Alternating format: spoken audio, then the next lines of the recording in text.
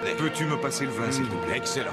Finalement, Jésus et les 12 se rassemblèrent pour célébrer la Pâque. Bonjour à toutes et à tous sur Au Large Biblique, le podcast qui explore la Bible. Le vin coulait à flot sur les champs de bataille de l'Apocalypse lors de l'épisode précédent. Il en sera ainsi de même dans les évangiles, mais d'une autre manière.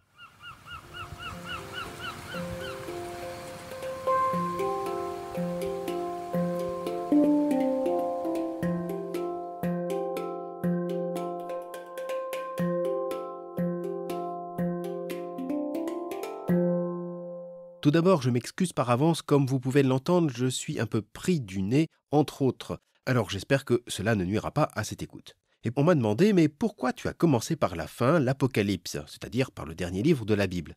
C'est vrai, j'aurais pu suivre une logique chronologique pour présenter la relation de Jésus au vin durant sa vie, lors du dernier repas et terminer par l'Apocalypse. Mais je me suis dit que finir par une bataille, c'est pas si joyeux. S'il faut finir, ce sera dans la joie avec les noces de Cana. Aujourd'hui, l'instant présenté donne plutôt dans la gravité, car nous allons nous intéresser à la scène, le dernier repas de Jésus avant sa passion, que l'on appelle aussi l'institution de l'Eucharistie. C'est à l'occasion de ce repas que Jésus déclara à propos du pain et du vin « Ceci est mon corps, ceci est mon sang », qu'on entend encore à la messe catholique, lors de la divine liturgie orthodoxe ou de la scène des églises réformées. Ce sont des dénominations étranges, bizarres, voire aberrantes à des oreilles non averties ou si on ne les entend pas avec leur arrière-fond biblique ou pire encore, sans prendre en compte le contexte narratif dans lequel elles ont été prononcées.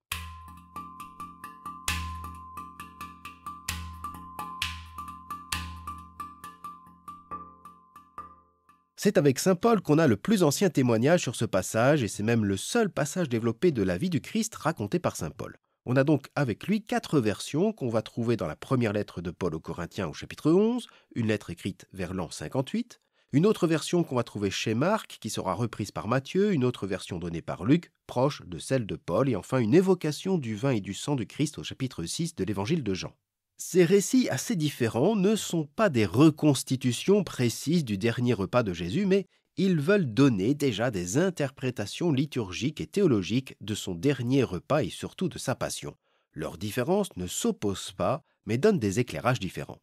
Alors, ce n'est pas l'objet de cet épisode de faire une analyse précise des récits, des comparaisons, je pourrais leur réserver une série entière.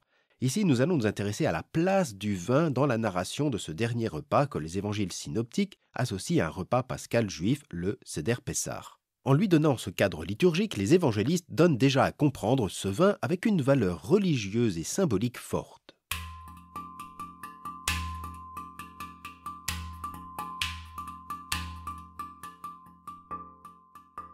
Le dernier repas de Jésus a donc lieu à l'approche de la fête juive de Pâques, du moins selon les évangiles synoptiques Marc, Matthieu et Luc.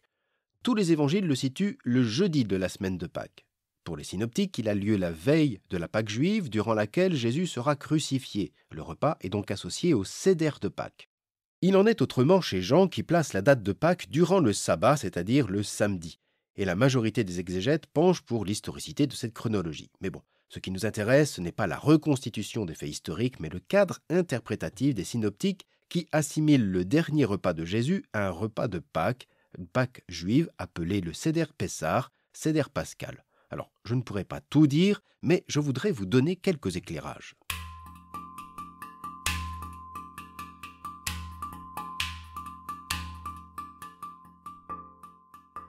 Le repas du Seder suit un rituel précis qu'on retrouve dans la tradition rabbinique et aujourd'hui encore dans le judaïsme. Si vous voulez avoir le détail d'un Seder pascal, vous trouverez des éléments sur Internet et je mettrai quelques liens en note.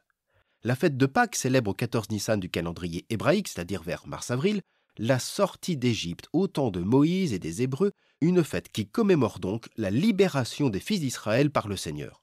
On trouve les références de celle-ci au chapitre 12 du livre de l'Exode. Pour résumer, ce repas commence par une bénédiction sur la première coupe de vin. Au total, il y en aura 4.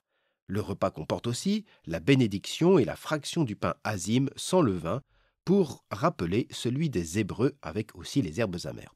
Et il y a aussi un moment où le plus jeune pose la question sur le sens de la fête et de ses rites. Alors, les récits des évangiles ne détaillent pas l'ensemble du rituel, ils sont même plutôt sommaires. Et parce qu'il faut faire un choix, on va entendre la version de Marc qui commence déjà au milieu du repas. Le Seder est déjà commencé. Pendant le repas, Jésus prit du pain, et après avoir prononcé la bénédiction, il le rompit, le leur donna et dit : « Prenez, ceci est mon corps. » Puis il prit une coupe, et après avoir rendu grâce, il la leur donna, et ils en burent tous. Et il leur dit : « Ceci est mon sang, le sang de l'alliance versé pour la multitude. En vérité, je vous le déclare, jamais plus je ne boirai du fruit de la vigne, jusqu'au jour où je le boirai nouveau dans le royaume de Dieu. » Après avoir chanté les psaumes, ils sortirent pour aller au mont des Oliviers. Je ne vais pas tout développer, mais on peut faire déjà quelques remarques. La première remarque, c'est que dans Marc, comme dans les autres récits, le mot « vin » n'est jamais mentionné. On parle de la coupe et du fruit de la vigne, expression qui rappelle la bénédiction du Targum juif, ce qui signifie que ces dominations nous orientent vers une interprétation métaphorique. Le vin de la célébration représente déjà plus que du simple vin. C'est le sang de l'alliance, le fruit de la vigne qui fait écho à cette vigne de l'alliance qu'on a déjà mentionnée. C'est le vin du royaume. Jamais plus je ne boirai du fruit de la vigne jusqu'au jour où je le boirai nouveau dans le royaume de Dieu. Il y a une nouveauté, un temps nouveau est annoncé. Le lien est fait. Le pain et le vin célèbrent une nouvelle alliance. Marc reprend la même expression que le livre de l'Exode à propos de l'alliance avec les fils d'Israël, quand Moïse, au chapitre 24, prit le sang, en aspergea le peuple et dit « Voici le sang de l'alliance que le Seigneur a conclu avec vous. » Le vin symbolise donc l'union de Dieu à son peuple, y compris dans ce drame qui va se jouer. Ce qui m'amène à cette deuxième remarque. Lorsque Jésus affirme « Ceci est mon sang », il fait appel à l'association entre le sang et la vie, dans le langage biblique et dans la pensée juive. On ne mange pas de viande avec son sang, on ne boit pas de sang, car le sang, c'est la vie, et toute vie appartient à Dieu. Alors que comprendre ? Jésus vient donner sens à l'alliance et à sa mort, à son sang versé pour la multitude. Il signifie qu'il donne vie, qu'il donne sa vie pour faire vivre de son sang, de son amour. Par anticipation, le récit vient éclairer la Passion, non comme un accident de parcours ou pire comme un échec de la mission du Christ, mais son accomplissement est l'inauguration de l'alliance entre Dieu et les hommes. La Passion, pour les évangélistes, révèle tout l'amour et le pardon de Dieu, et plus encore. Ceci est mon sang, le vin devient le signe d'une vie donnée volontairement et pour un salut. Et puis, j'aimerais terminer sur cette troisième remarque. Ce repas reste un repas de Pâques, c'est-à-dire un repas festif qui actualise un événement passé.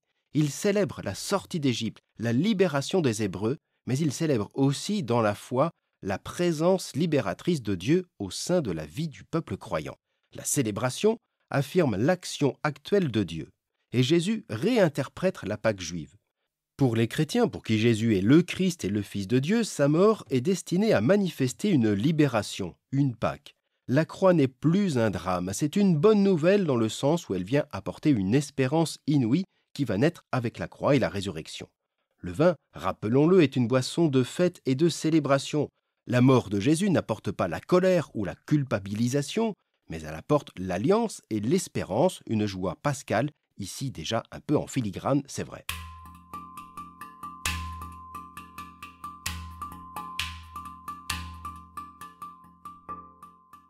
Ceci est mon sang. La parole de Jésus à propos du vin invite ses apôtres à vivre de sa vie, à vivre du sens de sa passion.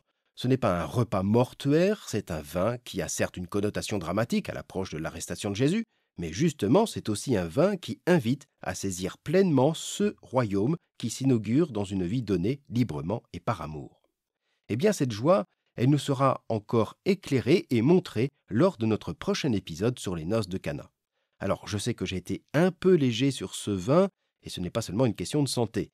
Il y aura encore tant à dire et on aura l'occasion d'en reparler. D'ici là, je vous souhaite une agréable semaine. Je vous dis donc à très bientôt pour notre prochain épisode sur Au Large Biblique, le podcast qui explore la Bible. Ça suffit, j'en ai assez, on arrête. Voulez-vous qu'on aille prendre un verre de vin chaud ? Ouais.